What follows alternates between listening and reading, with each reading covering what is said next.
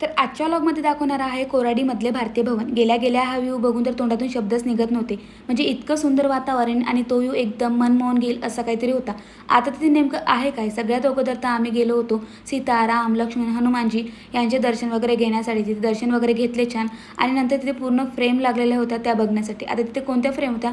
त्या होत्या जे होऊन गेलेले फ्रीडम फायटर, संत, सोबतच राम, सीता यांची पूर्ण इन्फॉर्मेशन दिलेली होती. आता तिथून पूर्ण दिवस जरी तिथे घालवला ना, ते इन्फॉर्मेशन तुम्हाला काही वाचता येणार नाही, इतकं सगळं तिथे आहे. नंतर जे माझ्या मागचे जे तुम्हाला डिझाईन दिसत असेल ना, ते पूर्ण कोरीव काम केलेलं आहे आणि पूर्ण असं बघण्यासारखं होतं. मी फर्स्ट टाईम हा कोराडीचा ब्लॉग एक्सप्लोअर केलेला होता. मी 2 दिवस मी हा मिनी ब्लॉग बनवला, तरीसुद्धा पाहिजे तशी इन्फॉर्मेशन तुम्हाला देता आली नाही. पण यासाठी मी तुम्हाला यूट्यूब चॅनलवर माझा मोठा ब्लॉग तयार केलेला आहे आणि त्यामध्ये तुम्हाला पूर्ण इन्फॉर्मेशन मिळून जाईल. आणि तुम्ही जर नागपूरमध्ये राहत असेल किंवा बाहेरसुद्धा राहत असेल कोणत्या गावाला, तर तिथे म्हणजे कोराडीला येऊन तुम्ही एकदा नक्की व्हिजिट करा. खरंच खूपच छान मंदिर आहे आणि मला एक व्ह्यू बघायला मिळाला आहे, तो म्हणजे शिवाजी आणि हा भवानीचा.